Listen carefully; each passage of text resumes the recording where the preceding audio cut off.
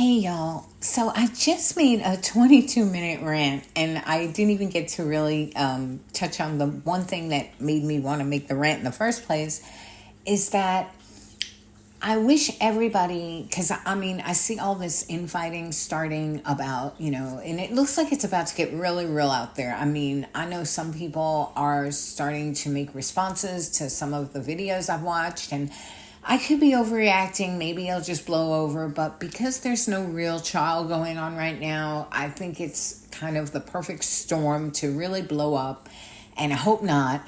But I just wanted to say that, maybe before you start replying and adding fuel to the fire with your comments and then it gets back to that person and it just has I don't know, it just looks like a powder keg to me.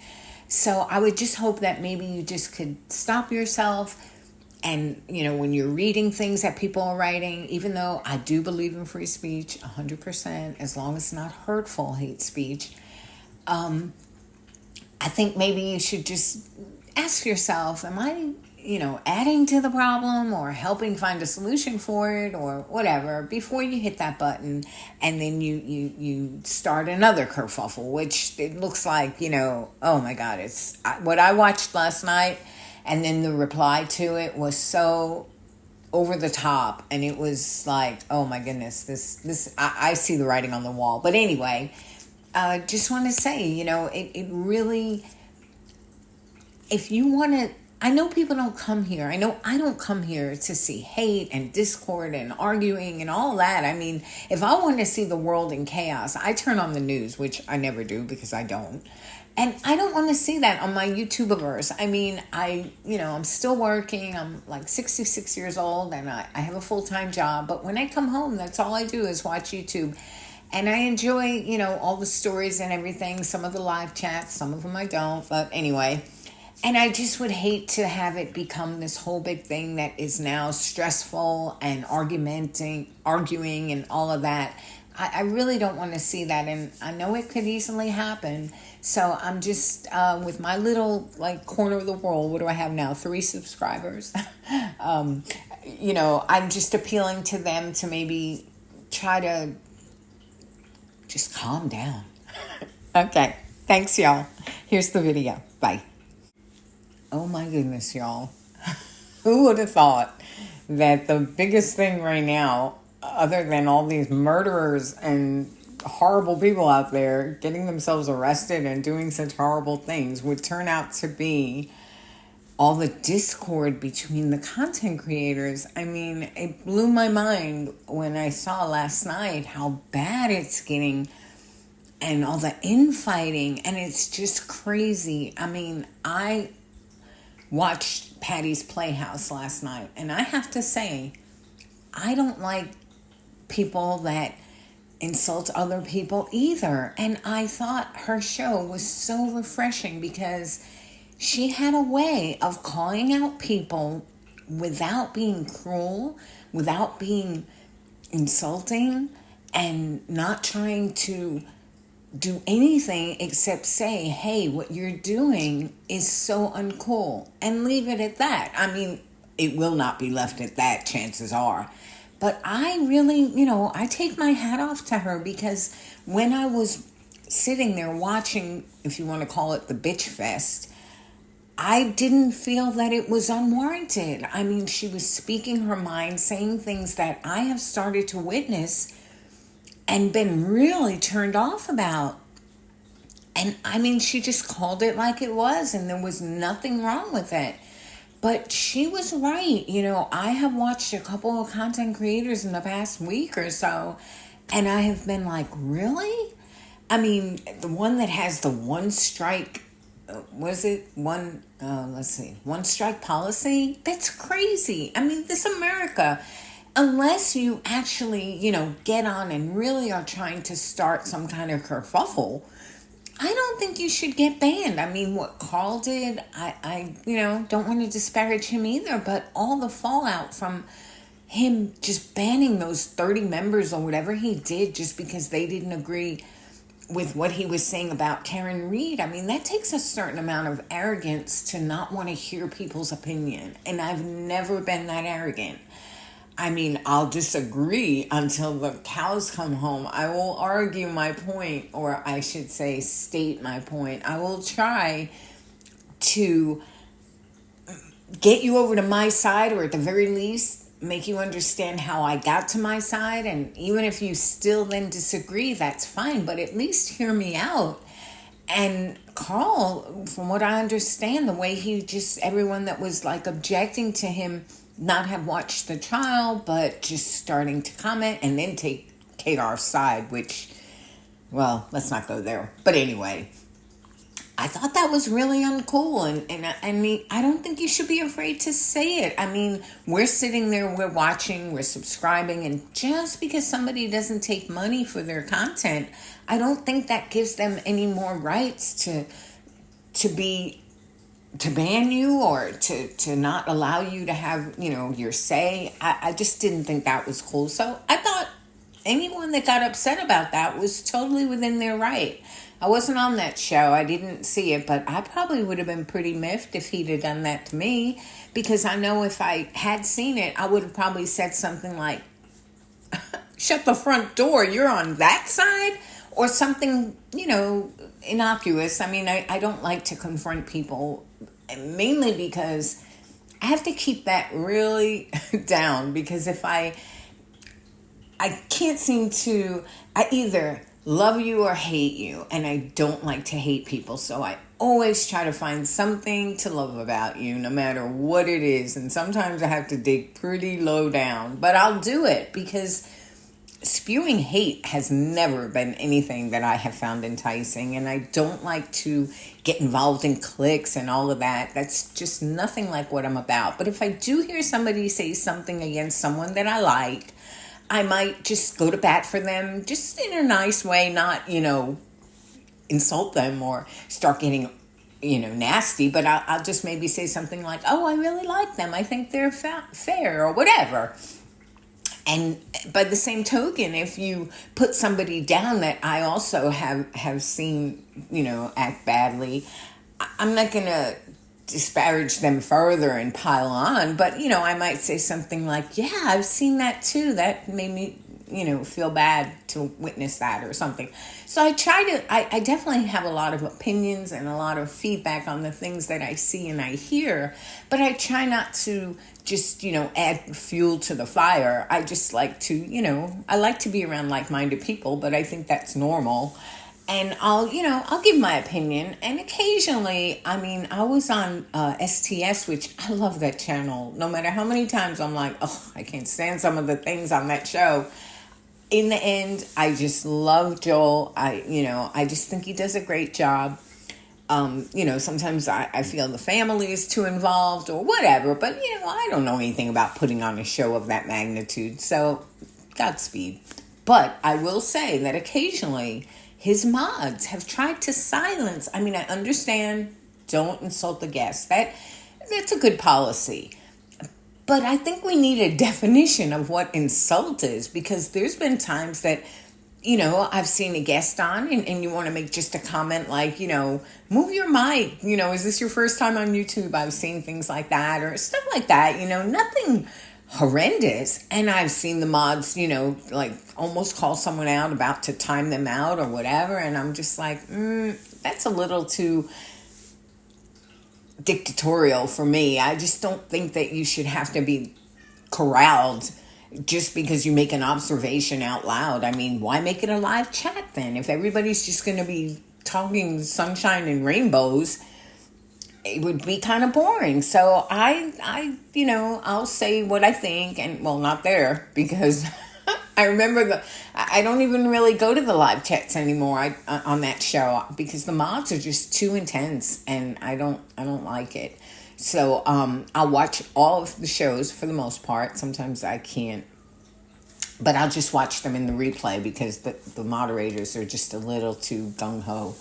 But getting back to the other thing, I mean, I definitely am seeing this thing, and I don't know where it's going to go, because honestly, it's sad that you have to pick a camp at this point. But, I'm going to go one step further, and I just cannot, I mean, Oh, let's see how I word this, because I really want to be tasteful in how I say it, because I first of all, I don't have that strong an opinion. Some things just roll off me. I'm like, oh, this is where it's going. And where I could sit there and harp on it and get all fired up about something, I just make sure that it just washes over me, because there's nothing to be gained by, making a big thing out of it. But I just want to say that even though I know that the Markels have suffered beyond belief, I get it. I mean, come on, how could you not? I also think that what people are overlooking is, in addition to how much they've suffered, and that is a terrible thing, losing a child the way they did, and all the 10 years of court battle and all that, it is horrible. But my heart doesn't bleed for them like so many people's, because they have had such an amazing outpouring of support. I mean, it has been off the chain, or the charts, or however you say that.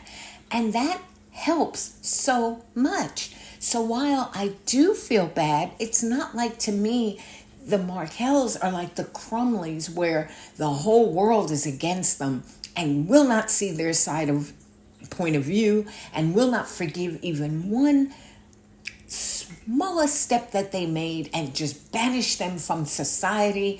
That has to be, to me, my heart bleeds more for the Crumleys. And I know people don't like to hear that, and not even the Crumleys, because James, to me, revealed himself to be a real a-hole. But Jennifer, my heart will bleed for her until, I don't know, forever, I guess, because, well, I'm not going to make it a Jennifer Crumley rant, but I will say this. I just wish, when I saw that case unfold, and I saw everything that happened, and I saw her being led into the jail in chains, from jail, and I saw everything that happened to her and watched the trial, and I thought to myself, imagine you're living your life, and okay, so you're having an affair. That's not a great decision by no means. And you're maybe, I'm not going to say neglecting your child, but you're shrugging or shirking your responsibilities as a parent at a very crucial time in your child's life. But not to the point like some of these kids some of these parents are locking their children up, not giving them food, and doing God knows what. She was just a lackadaisical parent at best, in my opinion. She thought she was leaving it to the professionals, whatever. Like I said, I don't want to take up for her, because I don't want to miss the message of what I'm trying to say. But during that trial and everything that happened to her, I just saw so many people being so horrible to her. And I just kept thinking, why are the same people that are being so hateful and so judgmental and so evil, why are they the same people that, if heaven forbid that happened to their sister or their aunt, all of a sudden, your niece or nephew just shot up a school, and you called your sister-in-law, and all of a sudden she couldn't even go to her house because there was an angry mob there, and the next thing you know, she has to sell her horses, which I know everyone is like, big deal, but to me, if you've ever loved a horse or had a horse, they are the most majestic creatures there are. There is just no other animal out there, to me, that is so soulful. Just my opinion. But anyway, I felt for her. My heart broke for her, because her life changed in an instant. It was over. And nobody, except for me, I don't think I ever found one other person that felt bad for Jennifer. A lot of people maybe felt like charging the parents was a bit over the top, but nobody identified with all that she lost in 1 minute of her life. And I've always felt so bad for her about that. But my point for bringing her up is that she has zero support, except for that lawyer, which I thought was a wonderful champion. I have to say, I can't think of her name right now, but I loved her. But, I'm a little weird. I don't usually go with the tide in my thinking. It's a little broader than that. But anyway, but the Markels, as horrible as what happened is, the support that this family has had from the community and the outpouring of subscribers. Gosh, it has to at least, help. And obviously it does, because it managed. I watched Ruth Markel at Kathy Bagbanowa's impact statement, and she was a broken woman, for sure. I mean, there was not all this outpouring. There was a couple of people that had rallied around her, but nothing like what it is today. She's made as if she's held up and glorified as a superstar. Everyone, just reviles her, however you say it, and they love her, and they're so respectful and caring, and I mean, it's unbelievable. So that has to help. So I don't feel as bad for the Markels as I do for Jennifer Crumley. But again, going back to all the discord, I just want to say, it makes me sad because there is so much room. I mean, obviously, if you watch your subscribers go from, 1,000 subscribers to 10,000 in a couple of weeks, and if you watch people like the lawyer, who I think since I'm trying to think what case it was that I watched him blow through. I guess it was Karen Reed. I mean, he had about, I want to say 200,000 subscribers when that case started. And every day I watched him get like 10,000 more. It was blowing my mind. And now it's pretty much leveled off until probably the next big case. But I guarantee you he'll hit 500K by the end of the year. And, I like him too, but I just think he weighs in a little too much on his opinion because to me, that kind of taints it. I don't know. I don't want, if I really have a different opinion than the person I'm watching, then I really don't want to watch him. I'd rather just hear his information rather than his opinion. But that's just me. Then you take someone like Lawyer Lee, and oh my goodness, I love her. I mean, I always loved her. I always thought she just had such a sweet soul. She truly is the heart space, I will say. I love her. I mean, she's ditzy, she's sweet, she's smart, she's funny, she's got it all.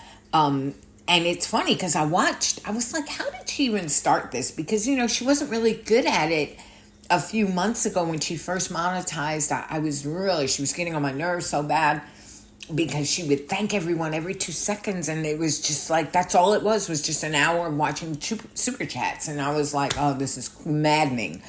But I kept sticking with her, and she really seems to have it down pat now.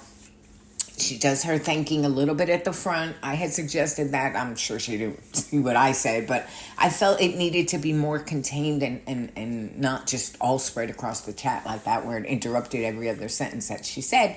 But I did understand that she was very thankful and humble, and that's kind of why she just couldn't feel like she could leave anyone out.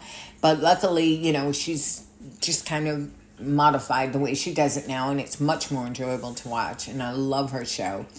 But I started to wonder, how did she become a YouTuber? Because she just didn't seem like your typical content creator, just chasing the fame, or not that I'm saying everybody's doing that, but she didn't seem to have as much to say. Like, a lot of content creators want to get their opinion out there, which is fine, but she didn't seem like that. And so I just wanted to know what got her started, and it's the most interesting video. It was maybe 2 years ago, and she's blown up since then too. She was just like talking to her son one day on the couch or something, and he was like, you should start a YouTube channel. And if you watch it, it's just so endearing because she's just so sweet, and it's just so great that you see, everybody has the part of themselves that Lawyer Lee touches, I believe. But the problem is that, you have to have a content creator that you're viewing to bring that out in you. And if you have somebody that you're watching and they're just so full of positivity and humor and grace, I think that makes us be that way. And then if you surround yourself with content creators who are bitching and moaning, then it kind of, brings out that part of your personality. So really, I think it's most important to try to surround yourself with people that don't go for the jugular. But again, just my opinion. But I will say that, So my way in on all of it is, like, I remember when Tim Jansen and I can't think of her name, but she was on the Justice for Markel support. I think she started it, the founder, if you will. And I can't think of her name, but she was just really good. She really took up for John because Tim had made a couple of comments that just because you're a guy in your basement, she didn't like that. And she called him out on it, and they kind of argued a little bit. And then the next thing you know, there was all this dissension between certain subs because of Tim Jensen, and he became the guy to hate for a while. But I didn't dislike him because of that, because he's an opinionated guy, and if you're opinionated, you're probably going to offend someone a lot more than someone that's a lurker, and I think that's understandable and acceptable.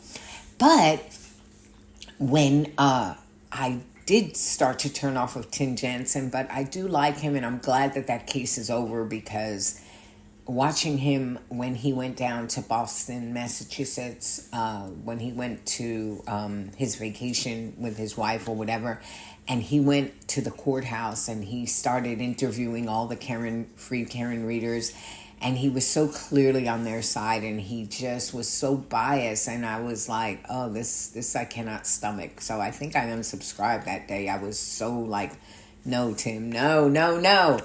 But, he's that was the only time he ever really just turned me off so much, because, well, again, not going to go there. But I'm happy to say I did watch his meet and greet the other day, and I thought he was really, lovely, and, and he wasn't too arrogant, and he wasn't, rude or anything. He was just nice, and overall, I definitely do like Tim Jensen, if I had to say yay or nay.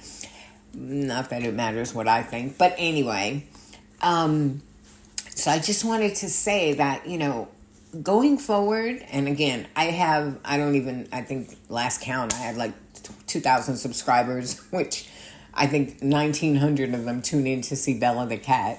So I don't expect this to reach too many people. But I just want to say that, I hope that as this moves forward, it doesn't get really out of control, and you find yourself hating on this one and hating on that one. I think you should just find a channel that you is like-minded and you enjoy, and try to just, you comment, you say if you agree, don't agree, but try to keep the hate at a minimum, or try to keep the insults at a minimum. If you could just try to voice your opinion without venom, I think it would be so great. And because I love Patty's Playhouse. That I think is my new go-to, and I don't really see myself going anywhere else right now until it calms down. And I don't want Patty's Playhouse commenters to turn into bashing, which I don't think she would like that either. But she's really cool, and she's not gonna, she's not going to put people in exile because they bash people. So it's really up to us to behave properly and not make it a hateful environment. Just, we can maybe poke fun, or we can make observing comments, but we just really have to try, because it is an effort. It's natural to want to just, lash out. That's pretty common, I think, especially when you're behind a keyboard. We're keyboard warriors, as they say. It's so easy to just almost just say what's on your mind as soon as you see something, respond to it, and then you're like, oh, maybe that wasn't so nice. So I just think that, maybe before you comment, or you even allow yourself to feel angered by something you see, just let it wash over you. And then if it washes over you a few times and you're still angry, well, then I say go for it, because you tried. So that's really all I wanted to say. And I did want to thank Patty's, because I really do. And I remember I watched her the very first time was a few months back ago. I think she took a ride to the jail where Charlie is or something, and I was very impressed with her video, because it was a webcam footage, and it was so good, and it was so quiet. And I had gotten a webcam, dash cam, a few weeks before that, and the one thing I remembered was there was so much road noise when I played it back, and so I typed her in the comments. I was like, how did you get it so quiet or something? And then she typed me back that she overdubbed it, like she just kept it on silent and then put it on after the fact or something. And I was like, oh, of course, that's so cool. But I just liked her from then on, and I think she's great. And I hope she stays on a long time, unlike Boundless Millennium, who I loved. He helped me keep my sanity through the Karen Reed debacle. And unfortunately, he made one video like the last day of trial or something. He had mentioned he was so sick of everything and he was just probably not going to stay on or something. And I thought, he's just ranting, but never saw him again. I check periodically, but he's never posted again. And he was phenomenal. I mean, he was the male version of Patty, I think. He wasn't hateful, but he called it like he saw it, and he made some really great points, and his lives were fantastic. But he's been MIA, so I don't know what's up with that. But anyway, just wanted to make those couple of points, and anyone that is still listening or did listen, thanks, y'all. Bye.